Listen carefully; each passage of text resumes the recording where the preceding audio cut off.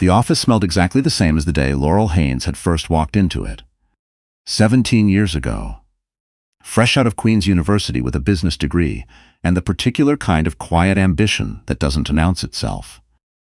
Cedar wood from the shelving unit her husband had picked out. The faint bitterness of coffee left too long on the warmer. She stood in the doorway on a Tuesday morning in late October and breathed it in, and something in her chest made a sound she couldn't name. Then she noticed his jacket wasn't on the hook by the door. It wasn't unusual. Warren Haynes kept irregular hours.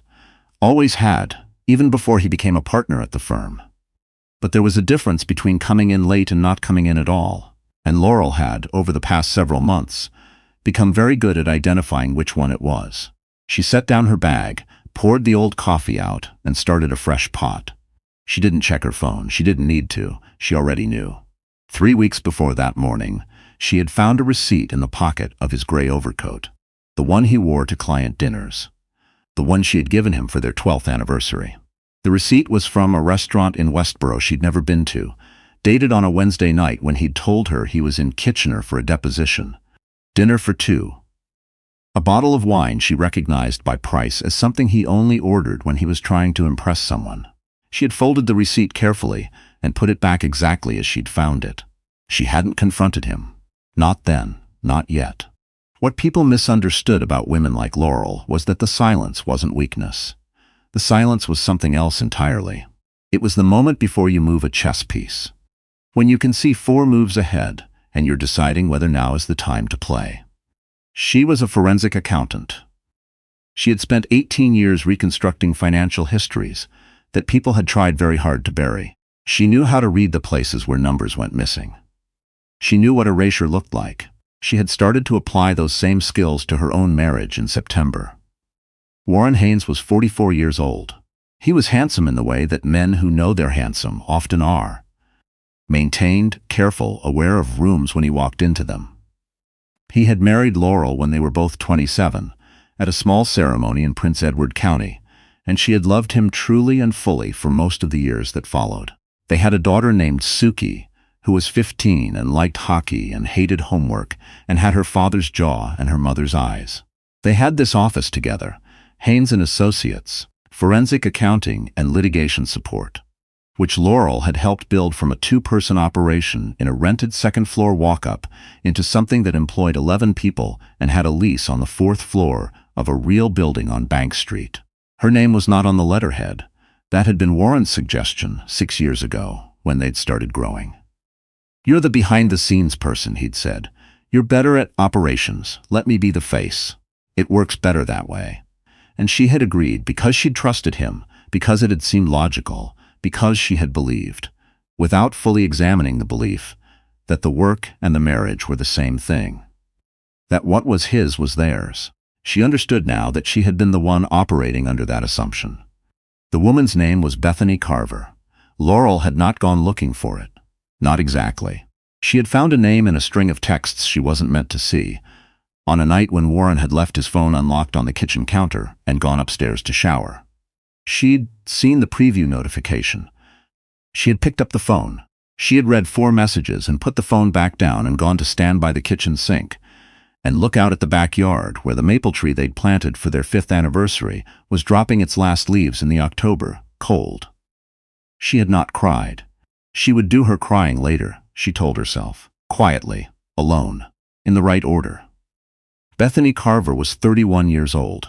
She worked in marketing, which meant she had met Warren at an industry event somewhere along the way and had found him compelling and had not asked too many questions about the ring on his finger. Laurel didn't blame her. Not yet, and maybe not at all. She had been deceived too, in her own way, but she wasn't going to make the mistake of losing focus by directing her anger sideways. The real work was what came next. She started quietly. She was good at quiet.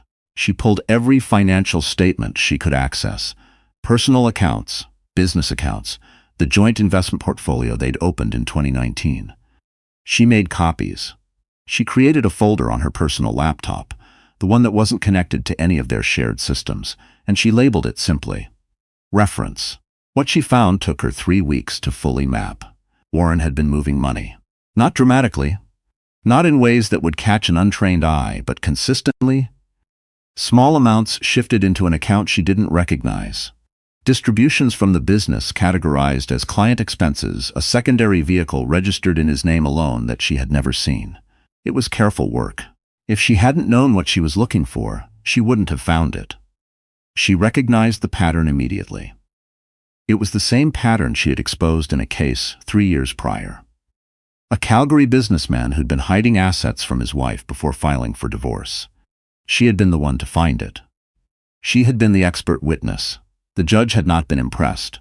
Laurel sat very still in her home office for a long time after she finished mapping the spreadsheet. Then she called a lawyer. Not just any lawyer. She called Rosaria Obi, a family law attorney in Toronto she'd crossed paths with on a previous case, sharp and unsentimental, and known in the field for a particular kind of thorough preparation that left very little to chance. Laurel drove to Toronto on a Thursday, told Warren she had a client meeting. She sat across from Rosaria Obi in a narrow office on Yonge Street and laid everything out in a folder she'd organized into 17 tabbed sections. Rosaria had looked through it without speaking for a long time. "How long did you say you've been married?" she asked finally. 17 years, Laurel said. Rosaria nodded slowly. "And your name isn't on the business?" "No, but you built it." Laurel looked at her hands. "I built most of it, yes. Do you have documentation of that?" "I have everything," Laurel said. Rosaria looked at the folder again. "He doesn't know you know?" "No, good," Rosaria said. "Keep it that way for now.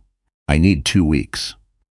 Laurel drove back to Ottawa in the dark, past the flat gray fields of eastern Ontario, and she thought about the version of herself who had signed a marriage certificate at 27 in a sundress she'd found at a vintage shop on Queen Street West. She had been so sure of everything then. Not naive, just sure. There was a difference. She'd worked hard, she'd loved honestly, she'd made herself indispensable in ways that she'd mistaken for partnership. The drive took 2.5 hours. She cried for about 40 minutes of it, somewhere around Kingston, when a song came on the radio that she associated with their first apartment. The one with the radiator that clanged all winter, and the view of the parking lot that she'd called charming because she'd been in love, and everything was charming when you were in love. Then she stopped. She put on a podcast about tax litigation. She ate the granola bar she'd packed and drank cold coffee from a travel mug.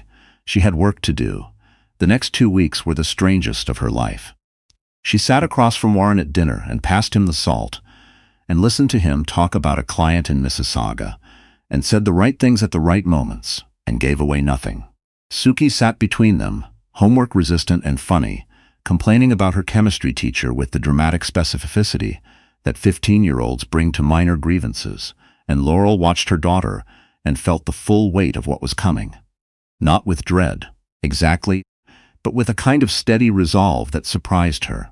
She thought sometimes about telling Warren she knew, walking into whatever room he was in, setting the folder on the table, and watching his face.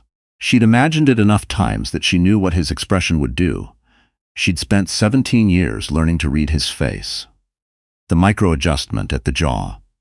The careful blink before he composed himself. She decided she didn't want to give him the time to compose himself. She wanted him to walk into a room where the composition had already been done, without him. Rosaria called on a Friday afternoon. Laurel was at the office, alone. The rest of the staff had left early for a team lunch she'd quietly arranged so she'd have the space. She sat in Warren's chair, which she'd never done before, and listened. "The business valuation is going to be significant," Rosaria said. "I've had 2 colleagues review the documentation. Your contribution to the firm's development, client acquisition records, case files you signed off on, staff hiring decisions, the operational infrastructure. It's documented well enough that a court will have no difficulty recognizing you as a foundational contributor, regardless of what the letterhead says." Laurel let out a long breath. "And the hidden account? That's going to be a problem for him, not you. Asset concealment prior to separation. A judge doesn't look kindly on that, especially when the person who found it is a forensic accountant." A pause. "He really should have considered that." "He thought I trusted him," Laurel said. "He was right. I did not anymore." "No," she agreed. "Not anymore." She stood up from his chair. Through the 4th-floor window, Bank Street was gray and windy, lunch crowds moving fast against the cold. 17 years of work lived in this office. She had sourced the cedar shelving. She had hired the receptionist, trained 2 of the junior analysts, negotiated the lease extension last year, at a rate the landlord hadn't wanted to give. She had made this place. She walked to the hook by the door and took her coat off it, and she left. She had already told Suki. That had been the hardest part. Not the paperwork, not the financial mapping, not sitting across from Warren at dinner pretending, telling her daughter. She'd done it 2 nights before the call from Rosaria, sitting on the edge of Suki's bed while Suki held a throw pillow against her chest and looked at her mother with those careful eyes. "I need you to know some things," Laurel had said. "And then I need you to know that you don't have to feel any particular way about them. However you feel is the right way to feel." Suki had listened. She'd asked 2 questions. Did he know you knew? And what happens to us? And Laurel had answered both as honestly as she could. The second answer had taken longer. "We'll be all right," Laurel had said. "I need you to trust me on that." Suki had looked at her for a long moment. Then she had nodded, once, in a way that was so unexpectedly adult that it had broken something loose in Laurel's chest. "Okay," her daughter had said. "I trust you." The morning Laurel served Warren the separation papers, she had already moved certain things. Not everything. Nothing so dramatic as to give him grounds to claim she'd stripped the house. But her laptop, the reference folder, the documents she'd spent months carefully assembling. The personal photographs she cared most about. The small cedar box from her grandmother. The things that were hers in a way that predated him. She was at the office before him. She sat at her own desk, not his chair, her desk, the one she'd had from the beginning, and she drank her coffee and read through a client file and let herself be ordinary for a few minutes. When Warren walked in, he was 45 minutes late. His jacket was on. His face was arranged in the expression she recognized as his arriving face. Composed, confident, the face he showed the room. He was carrying 2 coffees from the cafe downstairs, which he sometimes did on Tuesdays. He stopped when he saw the envelope on his desk. She watched him look at it, watched him set the coffees down slowly, watched his hand go to the envelope and then stop, as if he already knew what it was by weight. "Laurel," he said. "I have a 9 o'clock, she said. It wasn't true. She had cleared her morning deliberately. But it gave her something to do with her hands, picking up her own coffee, standing. "What is this?" She looked at him directly. "You know what it is. The jaw adjustment, the careful blink." She had been right about that. "We should talk," he said. "We will," she said, "through our lawyers. Rosaria Obi is representing me. Her contact information is in the envelope." She picked up her bag from the floor beside her desk. "I'd recommend you retain someone quickly. Given the complexity of the financial situation, you're going to want someone thorough." She watched that land, the word financial. The implication, held quiet inside it, that she knew exactly how complex the financial situation was, and why. Warren's face changed then, something going still in it that she hadn't seen before. Not the composed arriving face, something underneath, she thought, standing there in the office that smelled of cedar and fresh coffee, that it might be the first time she'd seen him unsure of the room he was in. "You've been planning this," he said. "Yes," she said simply. She left before he could say anything else. The months that followed were not easy. She had never pretended they would be. There were court dates and depositions and a period of 6 weeks when Warren's lawyer attempted to argue that her contributions to the firm were operational rather than foundational. A distinction Laurel's team dismantled methodically, exhibit by exhibit, in a proceeding that stretched across 2 days in November.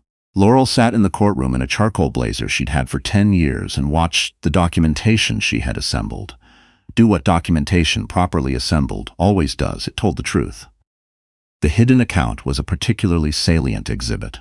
Warren's lawyer had tried to frame it as a personal savings allocation, a term that caused Rosaria Obi to produce 3 years of transfer records and a very specific timeline. The judge had asked several pointed questions. Warren had looked at his hands. Suki spent most of that period with Laurel by her own choice. She went to her father's on alternating weekends as the interim arrangement stipulated, and she came back quieter each time, and Laurel did not ask her to report on what she'd seen. She cooked dinner and listened to the hockey game on the radio and let her daughter be 15 and sad and not yet ready to make sense of it. One night in January, Suki sat across from her at the kitchen table with a mug of cocoa and said, "Do you think you'll be okay?" Like, actually okay? Laurel thought about the question seriously. "I think so," she said. "I think I already am, more than I expected. Because of the case?" "Partly, and partly because I stopped waiting for someone else to make it okay." Suki turned the mug in her hands. "That's very you." "Probably," Laurel agreed. The settlement was finalized in March. Laurel received a significant share of the business, not the entirety, but enough, determined by valuation and by her documented contribution over 17 years, which was considerable enough that the number felt, when she first saw it in writing, both correct and strange. Like finding something you'd forgotten you'd lost. The house went through a different calculation. She bought out his share. It was manageable, and it meant Suki didn't have to change schools. On the day the settlement was signed, Rosaria called her from Toronto. "It's done," she said. "Thank you," Laurel said. "You did most of the work." "I know," Laurel said, and then surprised herself by laughing. A small, real laugh that came up from somewhere and didn't have much bitterness in it at all. She went home that afternoon and walked through the house room by room. The kitchen, where the maple tree was visible through the window, bare now in the winter, but showing the first faint suggestions of buds on its outer branches. The living room, which still had the couch they'd bought together, but was slowly becoming something else. A print Suki had chosen for the wall. A floor lamp Laurel had found at a market in the glebe that cast a warmer light than anything they'd had before. Her office, where the personal laptop sat on a desk that was entirely hers. She sat down at that desk. She opened the folder labeled Reference and she moved it to the archive. Then she opened a new folder. She sat for a moment thinking about what to call it. She named it Next. It wasn't a dramatic gesture. There was no one in the room to see it. She made herself a cup of tea and she answered 3 client emails, and she ate a bowl of leftover soup for dinner. She picked Suki up from hockey practice at 8:15 and listened to her recount a particularly vicious defensive play with the emphatic detail that only athletes can muster for their own sport. She put the kettle on when they got home. Outside the kitchen window, the maple tree stood in the dark backyard, and the first of the spring's buds were there, if you knew to look for them. Small and tight and certain, holding everything they would eventually become. Laurel looked for them. She always had.